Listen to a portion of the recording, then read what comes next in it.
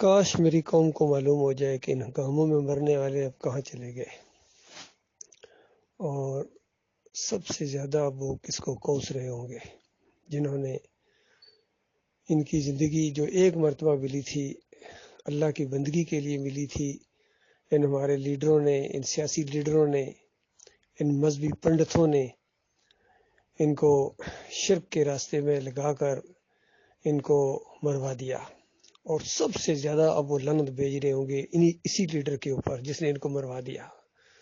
یہ ایک ایسی حقیقت ہے اللہ کے بندو جس کا انکار ممکن نہیں ہے۔ ایک وہ صاحب یاسین تھا، جب اللہ کے راستے میں، اللہ کے دین کی حمایت میں، پیغمبروں کی دعوت کی حمایت میں کھڑا ہوا، قوم نے اس کو مار دیا۔ تو جنت میں جانے کے بعد کہتا ہے یا لیت قومی یعلمون بما غفر علی ربی وجعلنی من المکرمین، کہ کاش میری قوم کو معلوم ہو جائے کہ اللہ تعالیٰ نے مجھے بخش دیا، بڑے عزت دار لوگوں میں مجھے شامل کر دیا۔ کیونکہ یہ جو جوش ہوتا ہے ایمان کی حمایت کا، اور اس راستے میں جوش دکھانے کا، خون جب کھولتا ہے شرک کی وجہ سے اور شرک کے خلاف آواز اٹھاتا ہے انسان، یہ اللہ تعالیٰ کو بہت ہی خوش کر دینے والی چیز ہے۔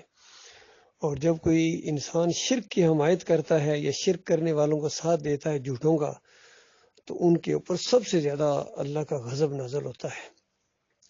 تو آج یہ جو ہنگامے ہو رہے ہیں ہمارے ملک کے اندر، یہ جمہوریت کا معاملہ ہے، یہ ملکی جنگ ہے، یہ قومی جنگ ہے، اس کو جہاد کہنا یہ بہت بڑی سازش ہے، بہت بڑی جہالت ہے، بہت بڑا فریب ہے کہ یہ کہنا کہ حق کے ساتھ کھڑے ہو جاؤ۔ نہیں، یہ سیدھی بات کہو کہ میرے ساتھ کھڑے ہو جاؤ، عمران خان کے ساتھ کھڑے ہو جاؤ، پی ٹی آئی کے ساتھ کھڑے ہو جاؤ۔ بے ایمانو، تم یہ کیوں کہتے ہو حق کے ساتھ کھڑے ہو جاؤ؟ جو خود باطل پر کھڑے ہیں وہ حق کہاں سے آ گیا؟ یہ جمہوریت کی جنگ ہے، یہ ملکی جنگ ہے، یہ اقتدار کی جنگ ہے، یہ اسلام آباد کی جنگ ہے۔ اللہ کے دین کو جو مانتے ہی نہیں وہ اللہ کے دین کے لیے لڑیں گے کیا؟ جو ہر مزار کے اوپر جا کے سجدہ ریز ہو جائے، جو ہر بابے کی پنڈلی کو جا کے دبائیں، جو تعویذ گنڈا پہنے ہوئے جو مریں، جو نعرہ حیدری لگا کے یا علی مدد کہہ کے مریں، بتاؤ ان کو اللہ جنت دے گا؟ جنت ایسے گندے لوگوں کے لیے، مشرکوں کے لیے اللہ نے بنائی ہے؟ جنت اللہ نے مومنوں کے لیے بنائی ہے، جو اللہ کے دین کے لیے اٹھیں، توحید کے لیے اٹھیں، رد شرک کے لیے اٹھیں، کفر بالطاغوت کے لیے اٹھیں، اور پھر قوم کو للکاریں صحابہ اکرام کی طرح، پھر ماریں کھائیں، پھر گھسیٹا جائے ان کو، پھر منہ سے لبیک یا رسول اللہ کے نعرے نہیں یا اور کوئی نعرے نہ نکلیں، بلکہ احد احد احد، اکیلا ہے اکیلا ہے اکیلا ہے، اکیلا اللہ ہے۔ بلال رضی اللہ تعالیٰ کے منہ سے احد احد نکلتا تھا، حالانکہ نبی علیہ السلام موجود ہیں، علی رضی اللہ عنہ وہیں موجود تھے قریب، ان کے منہ سے یا علی مدد نہیں نکلا، علی میری مدد کرو نہیں، حالانکہ وہ زندہ تھے اس وقت بھی، وہ مدد کے لیے ان کو نہیں پکار رہے تھے۔ حالانکہ زندہ کو اگر بھی پکار بھی دیا جائے یہ شرک نہیں ہوتا ہے، اصل شرک یہ ہے کہ غائبانہ طور پر اللہ کی طرح ان کو پکارا جائے، جس طرح آج یہ پکارتے ہیں، پکارو یا رسول اللہ، یا رسول اللہ مدد، یا عبد القادر جیلانی مدد، یا علی مدد۔ یہ شرک ہے، یہ شرک ہے۔ رسول اللہ صلی اللہ علیہ وسلم اور علی رضی اللہ تعالیٰ عنہ جنتوں میں ہیں۔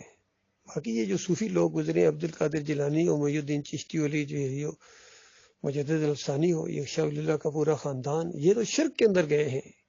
ان کو تو جب پکار رہے ہیں یا ان کے پیچھے جو نظر نیازیں کریں، ان کے عذاب کے اندر اور اضافہ ہوتا ہوگا۔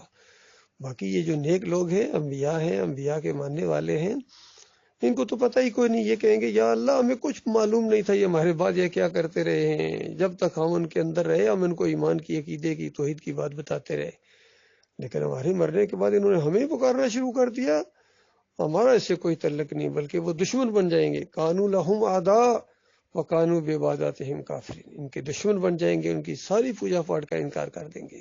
یہ کچھ ہونے والا ہے اللہ کے بندو۔ اس سے پہلے بھی جو جمہوریت کے راستے میں مرے ہیں یا ملک کی وجہ سے، وہ جو کسی نے کہا نا کہ ان تازہ خداؤں میں بڑا سب سے وطن ہے، جو پیرن اس کا ہے وہ مذہب کا کفن ہے۔ یعنی یہ جو موجودہ بت ہیں، ہر دور کے بت نئے ہوتے ہیں، طاغوت نئے ہوتے ہیں، اسی میں امتحان رکھا ہے اللہ تعالیٰ نے۔ ورنہ پرانے دور کے بتوں کو اگر آپ لا کے یہاں مسلمانوں کے سامنے رکھو، یہ ٹھوکر ماریں گے ان کو، چاہے ابراہیم علیہ السلام کی مورتی لا کے رکھو، اسماعیل علیہ السلام کی مورتی ذرا یہاں لا کے رکھو، یہ کہیں گے ہم بت پرست ہیں، کوئی ہمیں مشرک سمجھتے ہو۔ لیکن جیسا ان کے سامنے گنبد نظر آئے، ہرا گنبد تو کہنا ہی کیا، یا کوئی اور اس طرح کی چیز ان کے سامنے رکھ دی جائے، کوئی مزار، کوئی قبر، کوئی اس طرح، فوراً گبرو جوان کا سر جھک جائے گا۔ تو تو اس طرح یہ بت پرست بنا دیے گئے، قبر پرست بنا دیے گئے، فرقوں میں بانٹ دیے گئے، کوئی بریلوی، کوئی دیوبندی، کوئی اہل حدیث، کوئی سلفی، چکڑالی، سہروردی، نقشبندی، قادیانی، شیعہ، ان کے مسلک گنے نہیں جا سکتے ہیں۔ اسلام کے نام پر ان کو اسلام کا سب سے بڑا دشمن بنا دیا گیا، توحید کے دشمن اور شرک کے رکھوالے، گنبدوں کے رکھوالے، شرک کے محافظ۔ کیا یہ بڑے بڑے افسر تمہیں اس لیے بنایا تھا اللہ تعالیٰ نے شرک کے محافظ بنو؟ بڑے بڑے پولیس افسر، بڑے بڑے رینجر کے افیسر، فوج کے افیسر اور بڑے بڑے لیڈر تمہیں اس لیے بنایا تھا اللہ تعالیٰ نے؟ صدر مملکت تمہیں اس لیے بنایا تھا الوی صاحب کہ تم شرک کے محافظ بنو؟ کوئی نقوی ہے، کوئی علوی ہے، کوئی سید ہے، کوئی حافظ قرآن ہے، سارے ملے ہوئے ہیں شرک کے ساتھ، ساز باز ہے ان کی، اللہ کے دین کے دشمن، کلمے کے غدار، لا الہ الا اللہ محمد رسول اللہ، ان کو پتہ ہی نہیں اس کا مطلب کیا ہے کہ لا جب ہوتی ہے سارے بت گر جاتے ہیں، مورتیاں، مزار، مندر، سب اس کے اوپر لا چلتی ہے۔ لا یہ نہیں ہے، یہ سب بکواس ہے۔ الا اللہ، سوائے اللہ، اوپر اللہ جو ہے عرش والا، صرف اس کی بندگی ہوگی، اس کے علاوہ کسی اور کی بندگی نہیں ہوگی، کسی اور کے سامنے رکوع اور سجدے نہیں ہوں گے۔ یہ انبیاء کی تعلیم تھی۔